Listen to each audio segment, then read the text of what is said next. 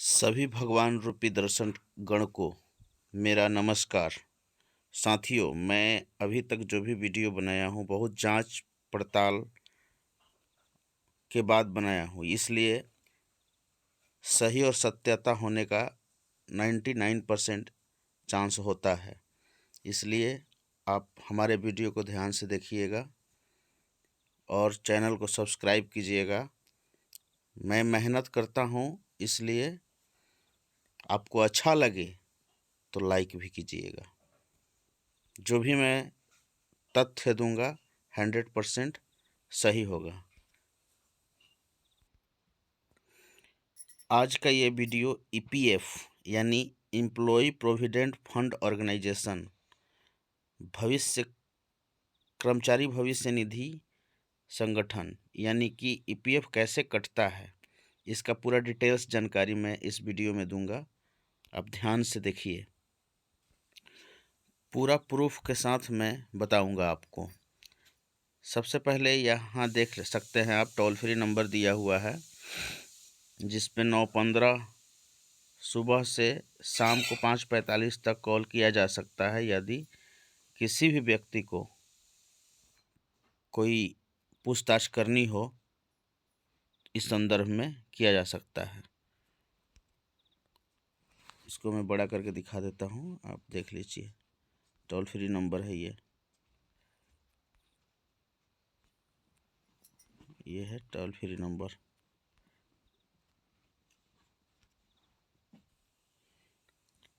EPF के लिए श्रम एवं रोजगार मंत्रालय द्वारा भविष्य कर्मचारी निधि, इसमें ये देख रहे होंगे हम हैं ना, नीचे ग्रीवांसेस के लिए उमंग ऐप आप डाउनलोड कर सकते हैं, उसमें भी ये है। या ये दिया हुआ है वेबसाइट नंबर www.epfigms.gov.in, इस पर भी जाके आप जांच कर सकते हैं। नीचे भी दिया हुआ है epfindia.gov.in, इस पर भी चेक किया जा सकता है। आगे मैं चलता हूँ, आप इसे ध्यान से देखिएगा जैसे कि मैं आपको पढ़ के सुना रहा हूँ। ईपीएफ कैलकुलेशन, कर्मचारी भविष्य निधि यानी employed provident fund EPF provident sector का कर्मचारियों के लिए एक रिटायरमेंट बेनिफिट स्कीम है। कर्मचारी भविष्य निधि संगठन ईपीएफओ इसे मैनेज करता है। ईपीएफ अकाउंट में एम्प्लॉय और एम्प्लॉयर दोनों तरफ से कंट्रीब्यूशन होता है। यह contribution basic salary plus dearness allowance का 12% होता है। सरकार की ओर से हर साल ईपीएफ का ब्याज दर तय की जाती है। अभी 8.5% सालाना ब्याज मिल रहा है। ईपीएफ एक ऐसा अकाउंट है जिसका रिटायरमेंट तक धीरे धीरे बड़ा कर्पस बन जाता है। इसमें ब्याज का कंपाउंडिंग का ज़बरदस्त फायदा मिलता है। ईपीएफ स्कीम मैक्सिमम 58 साल तक कंट्रीब्यूशन कर सकते हैं। अब आइए 15,000 के सैलरी से समझते हैं कैसे कैसे कंट्रीब्यूशन होता है। एम्प्लॉय का basic salary plus dearness allowance दोनों मिला के 15,000 रुपया होता है।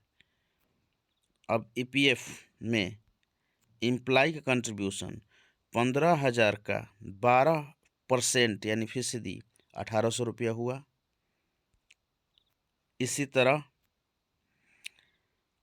15,000 का ईपीएफ एम्प्लॉयर का कंट्रीब्यूशन 15,000 का 12% ये देता है, लेकिन ये 2 भाग में करके देता है। 3.67% ये आपके ईपीएफ में कंट्रीब्यूशन करते हैं एम्प्लॉयर, एवं बाकी 8.33% पेंशन के रूप में देते हैं।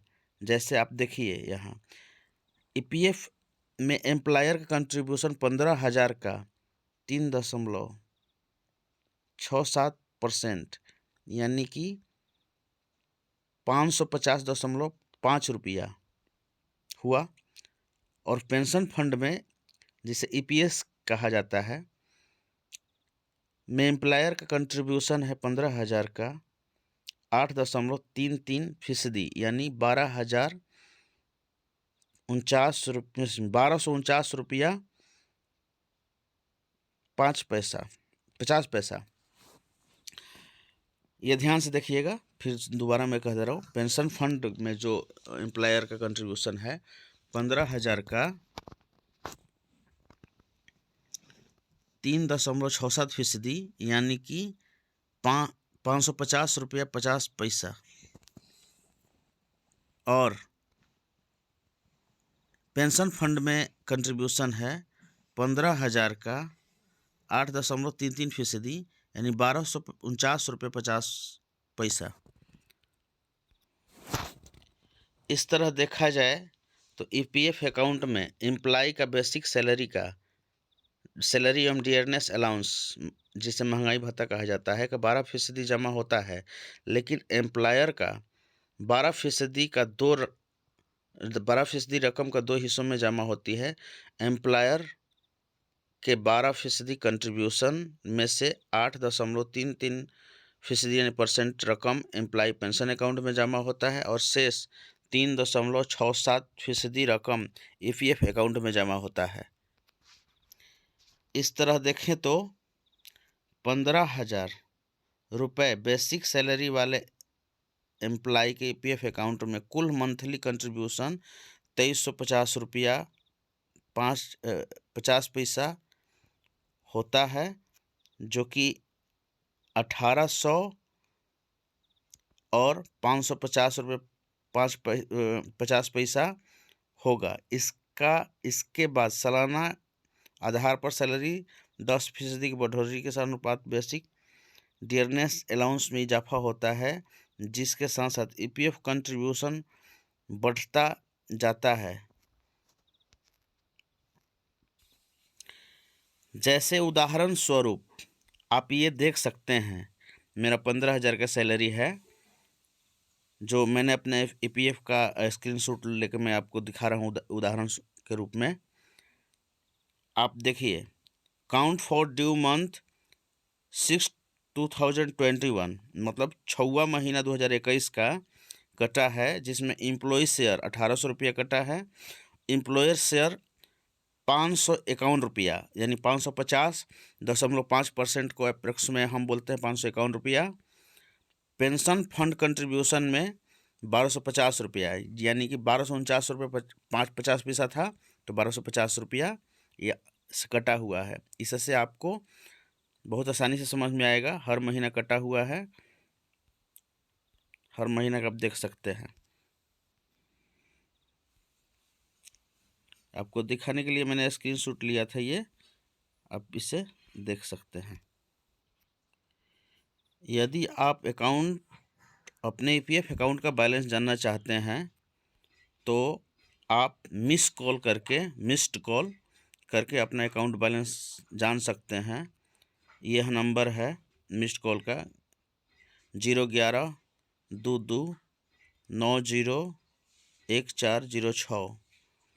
मोबाइल नंबर जो रजिस्टर्ड रहेगा आपके ईपीएफ के साथ, उस नंबर से मिस कॉल मारिएगा, तो आपको अकाउंट का जो बैलेंस है आपके अकाउंट में वो आपको प्राप्त हो जाएगा। रजिस्टर्ड मोबाइल से ही होगा। जैसे कि इसमें लिखा हुआ है, give missed call from registered mobile number to 011-2290-1406। Call automatically gets disconnect after 2 rings. No cost to the member to avail this service. मतलब ये कह रहा है कि रजिस्टर्ड मोबाइल से आप मिस कॉल करेंगे इस नंबर पे, तो दो रिंग बजने के बाद अपने आप कट जाएगा और उसके बाद आपका मैसेज आपके मोबाइल पे आ जाएगा। यदि एसएमएस भेज के अपना अकाउंट डिटेल्स जानना चाहते हैं तो ये है even activation member know latest PF contribution and balance available with EPFO by sending SMS 7738 ये जो मोबाइल नंबर है इस पर मैसेज भेजा जा सकता है। ये मैसेज है EPFOHO-UAN लिखकर कैपिटल लेटर में 7738 पर आप मैसेज सेंड कीजिएगा तो उधर से मैसेज आपको आ जाएगा, इंग्लिश में आएगा। लेकिन आप यदि चाहते हैं कि हम